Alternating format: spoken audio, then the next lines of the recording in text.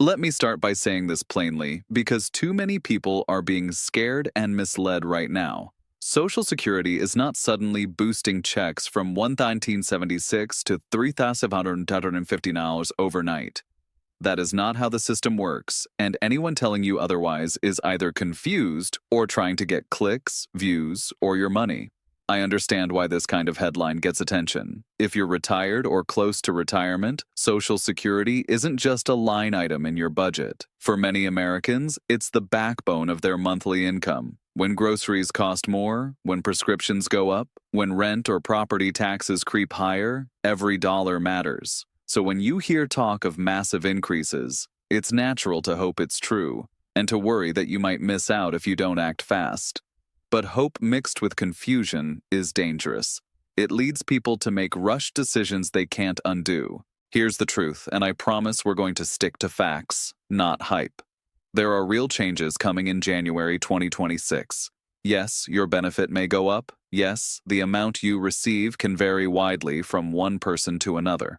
But the difference between $1,976 and $3,559 isn't a bonus, a loophole, or a special program you sign up for. Those numbers represent two very different life paths, different earnings histories, and different decisions about when to claim benefits. This conversation isn't about whether you qualify for some magic increase.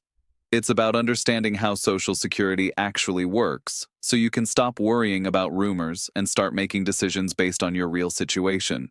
Because this is your retirement, and guessing is not a strategy. Let's clear up the next big source of confusion, the cost of living adjustment, or COLA.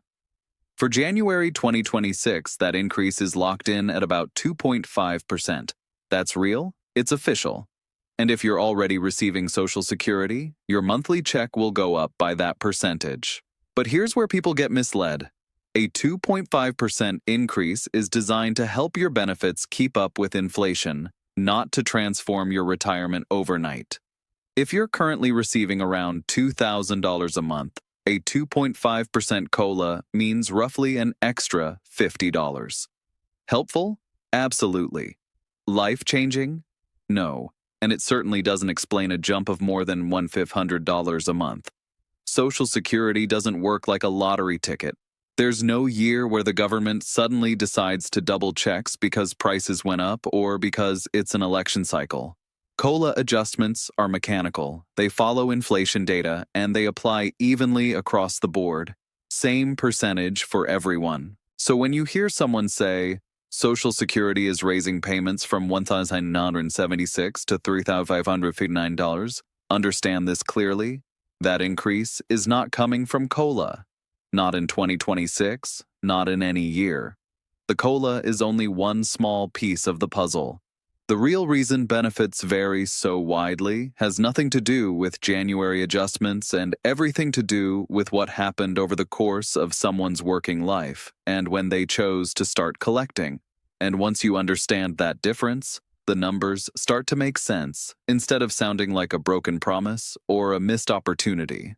When you see numbers like 1,976 and 3,559, it's easy to assume they're two different benefit levels that anyone might move between. But that assumption is exactly where the misunderstanding begins. These numbers don't represent a before and after increase for the same person. They represent two completely different Social Security stories. Imagine two Americans who both paid into the system for decades. The first worked mostly lower-paying jobs, had gaps in employment, or earned close to the average wage. When retirement came, that person decided to claim benefits as early as possible at age 62, maybe because the money was needed, or maybe out of fear the system wouldn't last. That decision locked in a smaller monthly check permanently. Now picture someone else. This person consistently earned higher wages, often at or near the Social Security taxable maximum, year after year. Instead of claiming early, they waited. They held off until age 70, allowing their benefit to grow every year they delayed. The result? A monthly check that's dramatically larger. These two people didn't receive different treatment from Social Security. There was no special approval, no hidden advantage. The system applied the same rules to both. The difference came from lifetime earnings and timing. That's why it's misleading to talk about these amounts as if they're options on a menu. You don't switch from $1,976 to $3,559.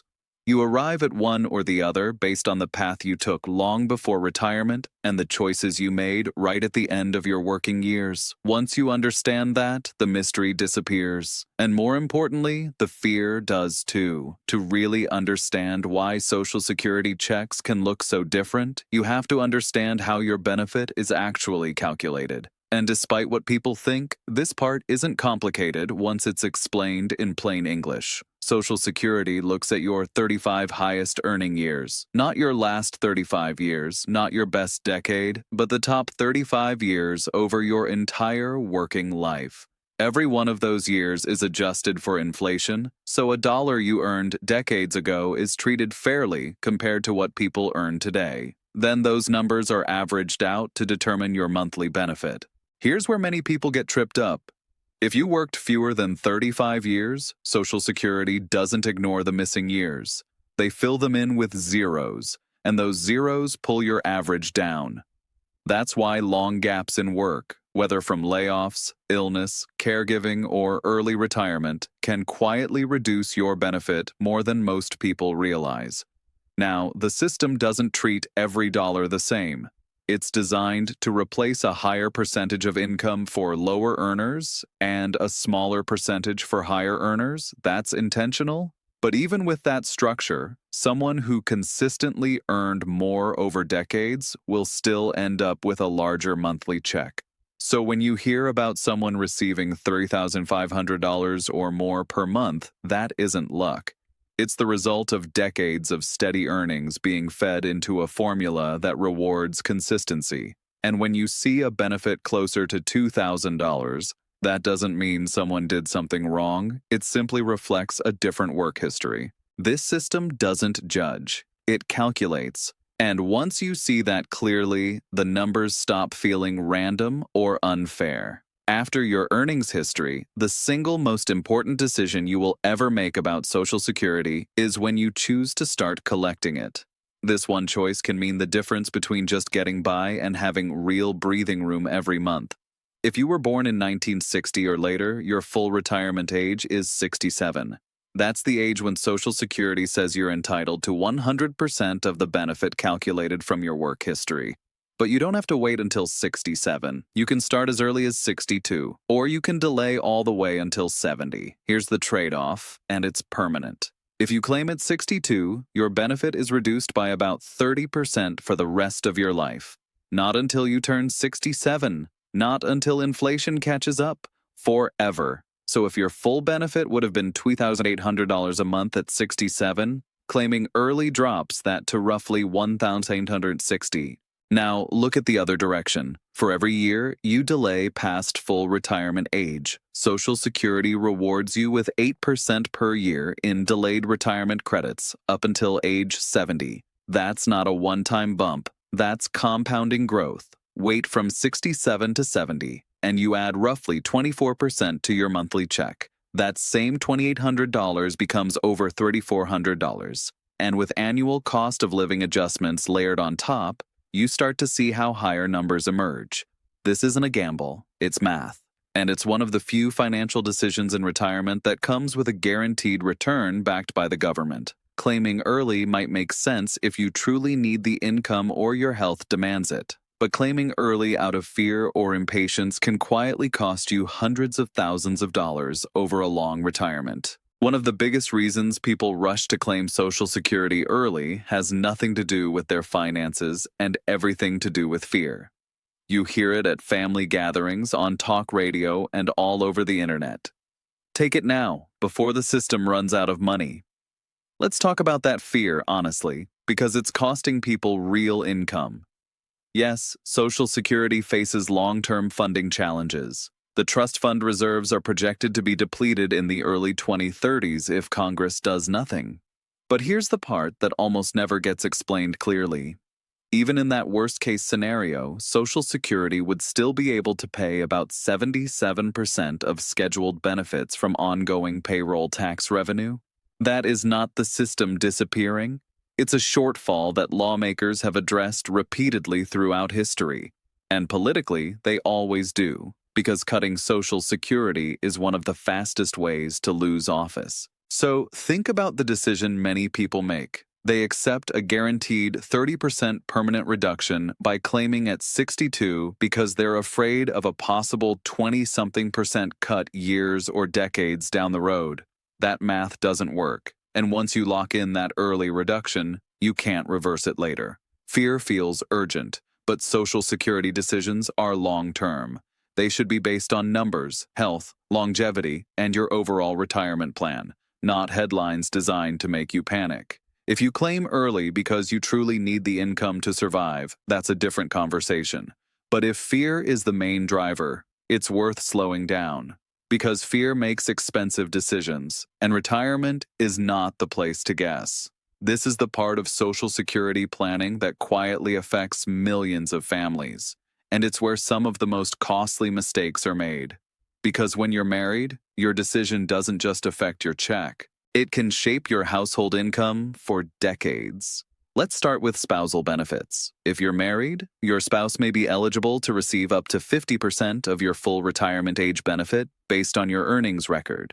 Notice what that's based on. Your full retirement age amount, not the reduced amount you might be receiving if you claimed early, but timing still matters. If your spouse claims that benefit before their own full retirement age, it gets permanently reduced. Now here's where things become truly critical: survivor benefits. When one spouse passes away, the surviving spouse does not keep both checks.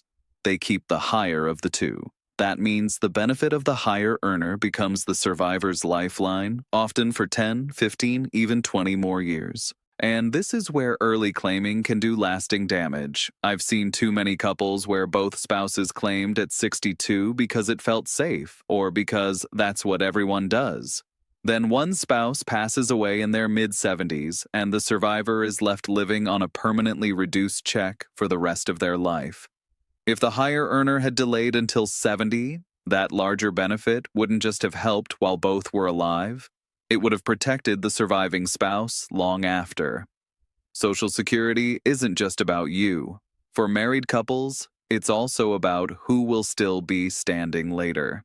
And planning for that reality is one of the most loving financial decisions you can make. Even after you start collecting Social Security, the system doesn't stop interacting with the rest of your financial life. And this is where many people get blindsided, not because they did anything wrong, but because no one explained the rules clearly. If you claim Social Security before your full retirement age and you're still working, there's something called the earnings test. In 2026, if you're under full retirement age for the entire year, you can earn up to about $23,040 without any reduction to your benefits. Earn more than that, and Social Security withholds $1 for every $2 you go over the limit. Now here's the part that confuses people. That money isn't gone forever. Once you reach full retirement age, your benefit is recalculated and those withheld amounts are effectively added back in. But in the short term, it can feel like your check suddenly shrank, or worse, like you owe money back. That surprise alone causes a lot of stress. Then there's taxes. Depending on your combined income, up to 85% of your Social Security benefits can be subject to federal income tax. Combined income includes your adjusted gross income, any tax-free interest, and half of your Social Security benefits. Cross certain thresholds, and suddenly part of what you thought was tax-free income isn't. This is why Social Security can't be planned in isolation. Withdrawals from traditional IRAs and 401ks count as income and can push you into higher taxation. Strategic Roth conversions, thoughtful withdrawal timing, and understanding these thresholds can make a meaningful difference over a long retirement.